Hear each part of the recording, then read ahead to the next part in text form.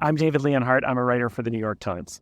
David, so one question I like to ask all my guests is, as a kid, what did you want to be when you grew up?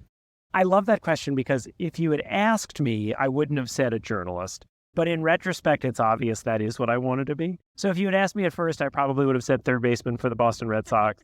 And then later I would have said a sports broadcaster, which is a journalist. It's not what I do, but it is a journalist. But when I look back, when I was in second grade, a friend and I were making little newspapers about what happened in class. I worked on my high school paper. I worked on my college paper. And I recognize this does not apply to everybody, but I do feel incredibly lucky that I found this thing that I like to do and have just been able to keep doing it. And for someone listening who's thinking, I don't know if I can do something I love, what would you say to that person listening? So the first thing I would say is that don't let initial doubts get you down. So when I realized that I loved doing this in high school, I loved writing and I was working for my high school newspaper, I distinctly remember having the thought, oh, I really like this. If I were any good at it, I would do it.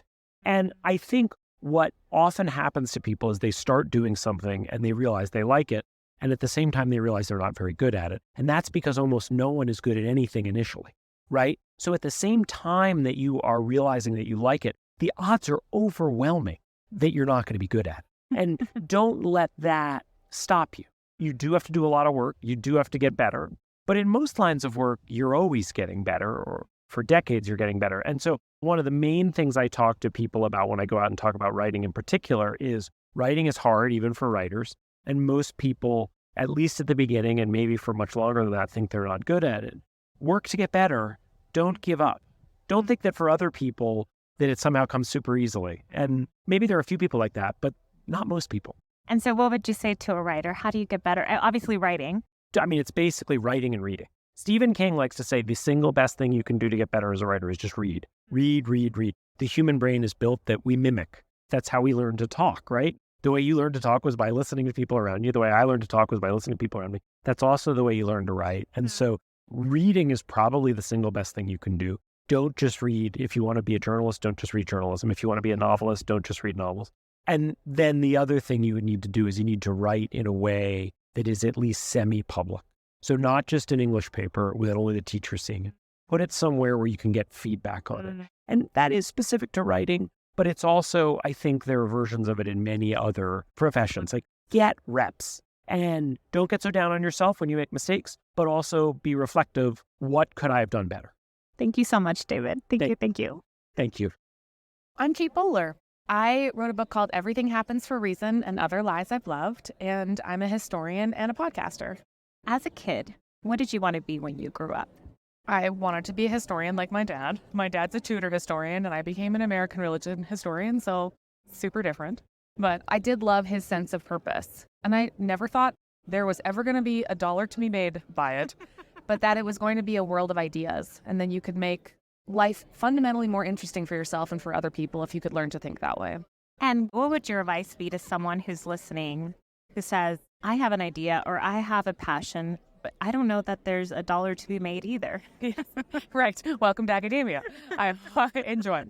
I think the deep question is, do I come alive when I learn to think a certain way, or when I learn to serve in a certain way, or take on this training? And for me, trying the discipline of learning to read widely is what really shaped my ability to engage in a long form process / love affair / willing to have my heart broken. So I think it's maybe that I decided that this job was going to make me into the person I wanted to be. And then in the end, if I get paid for that, wonderful. But as long as I became that person, I figure I can't really lose. That's beautiful. Thank you so much. My name's Tammy Stedman, and I have worked as a producer on and off over the many years. And right now I'm a podcast producer for the pod Kelly Corrigan Wonders. As a kid, what did you want to be when you grew up? It's so interesting. I can't right now think of anything specific, but I knew that I wanted to do something creative. And in fact, I made my first movie. I made 2 movies when I was in 6th grade. I can't remember how old you were in 6th grade, like 12 or something. Yeah, my dad let me use his little 8mm movie camera, and I made these 2 movies. And as I went through high school and college, I didn't study filmmaking or anything. I always felt like I had to get like a real job, but there are always creative things threaded through my life. And finally, when I got into my late 20s, I thought, what am I doing? Why am I waiting?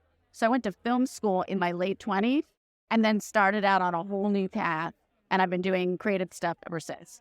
And what would you say to someone who is not feeling happy in their career and just heard you talk about how you decided to do it later? What would you say to the person? Well, I think there's probably some privilege that comes in there. Either you've had a good job and you've been able to save, or maybe you have an opportunity where you can minimize your bills, stay with somebody while you make that change. I have somebody in my life right now who I love very much, and she is contemplating a job change, and I'm watching her go through it. She doesn't want to make it in haste. She feels responsible to the company that she's been working for and wants to leave in a responsible way, doesn't want to leave them hanging. She's questioning, is this quote unquote good job that I have right now something that I should stick with, or should I follow my passion?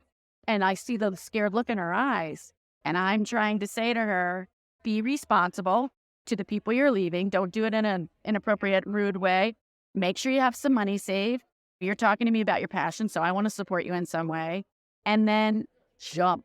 Try it. What's going to happen? You fail, it's a mess, and you start over. But you have to try. Especially my advice to people in their 20s is it's okay to redirect. It's okay to try something and quit. And don't be afraid of that. You're not a failure if you have to change something.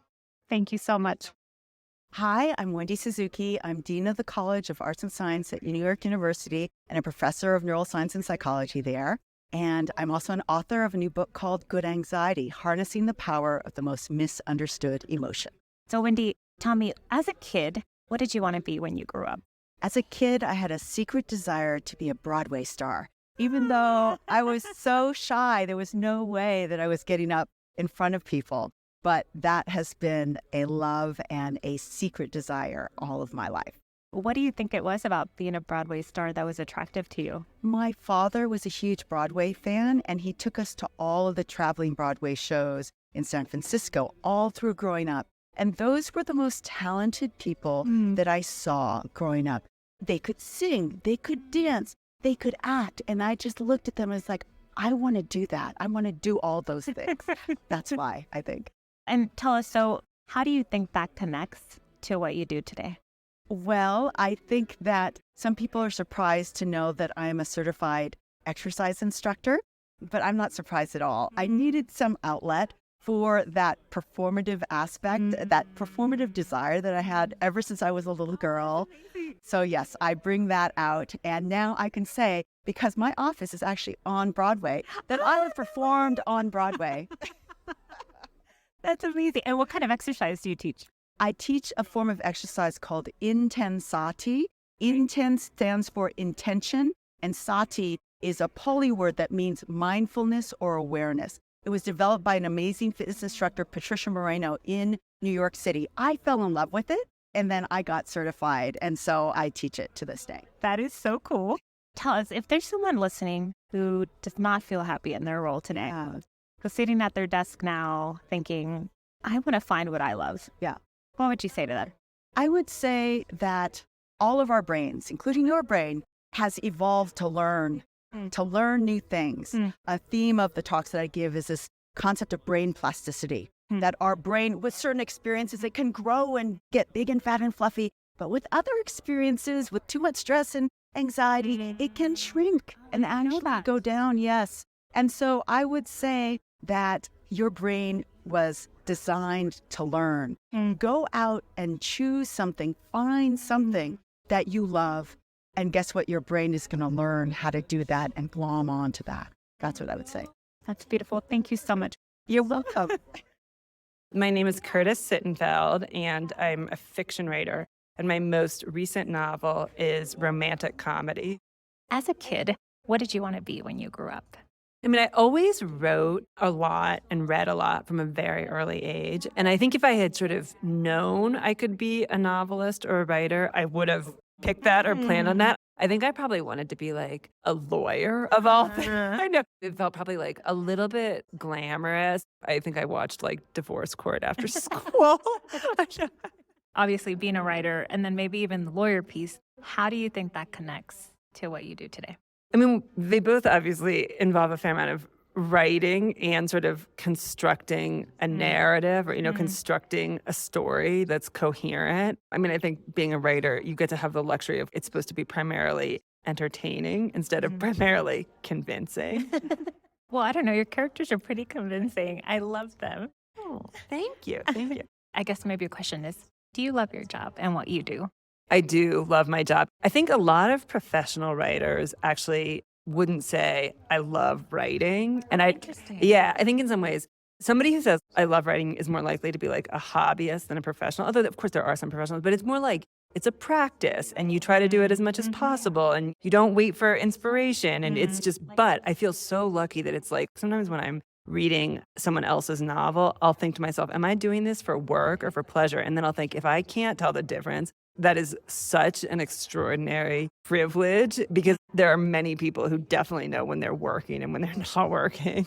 So I heard you say just now in an interview, I was in a book club that I was sitting in, that you feel so fortunate to get to do this. And my heart just exploded hearing you say that. It's so inspiring to hear that. I love meeting people, I think, that feel grateful for what they do. What would you add to that, I guess? I feel so, so grateful. If you write fiction, it means that you care a lot about it. Like the world isn't really asking for your fiction or asking you to write books, especially early on.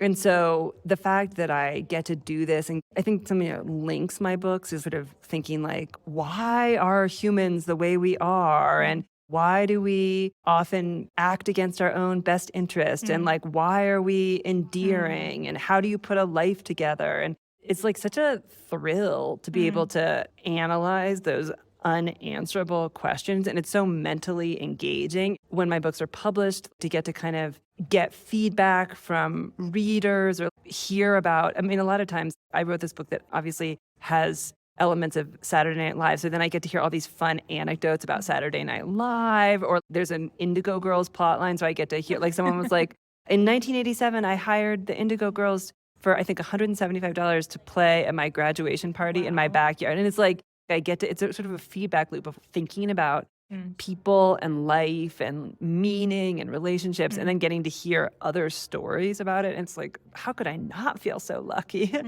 That's so beautiful. I once heard that if you read fiction, you become a more compassionate person because you put yourself in the person's shoes, the protagonist or the story. Do you think that writing fiction makes you more compassionate as a writer? Yes. And I also think, like, sometimes when I've had disagreements with people, I have sometimes thought to myself, I can understand this situation from your perspective, but I don't think you can understand it from my perspective. Or like, I understand why you're frustrated by me, but I don't know if you understand why I'm frustrated by you. So yes, I think it is like a muscle or something where you are exercising and you are accustomed to thinking of things from other people's perspective, which is actually a useful skill. Develops empathy. Yeah. So if someone's listening, Curtis, and sitting at their desk right now thinking, I don't really love what I do, or maybe there's someone who wants to write, what would you say to that person? There's definitely online writing classes that you can take. And there's also, I mean, there's sort of in-person things and stuff, but an online one seems more accessible. But also, if you feel like you have a short story or a novel or a memoir inside of you, I think this is very basic, but the first thing I would do would be like saying, okay, I'm going to start a practice of writing. And whether it might be 1 hour a week, it might be every Saturday, or it might be Monday, Wednesday, Friday. I'm going to get up at 5:30 a.m. and I'm going to write for an hour, for 2 hours or something. Like whatever fits in your life, planning on it and doing it. And then in that moment, when you've planned on it, sit there, and you don't have to be typing continuously, like as if you're in a movie or something, but don't be on the internet. Just don't do don't make a phone call. Just like sit there and practice and be calm and just let yourself focus and just keep doing that. And maybe say like, I'm going to do this for an hour twice a week for 6 months. And even think about like, where am I going to sit? Like, am I going to be in a cafe or am I going to be at my kitchen table? And do I need noise canceling headphones? I heard or Shonda Rhimes does that. She oh, puts on really? closed headphones and Really? that's how she gets into it. Well, I mean, she gets a lot done, so that's a good endorsement. Maybe we should all be doing that. Yeah. I guess just to close it, do you have a superstition? Shonda Rhimes with her headphones. Some people have a special chair. Do you have anything that you're... So the only thing I think I do is every day when I'm writing, I sit down and I write the time I'm starting, the date, and the word count I'm starting with. And then it allows me to kind of monitor, to be like, okay, I only wrote 200 words today, but over 3 weeks, I wrote however many thousands of words. And then it's also really weird because I often do it on the back of an envelope or like a piece of paper torn in half. And then you can kind of see the different pens I used, or like it's so weird where it's in 4 envelopes. I might have finished a novel, but your progress is so incremental when you're writing fiction. But it's a way of, again, reminding myself that I am making progress. I love that. Thank you, Curtis. Thank you.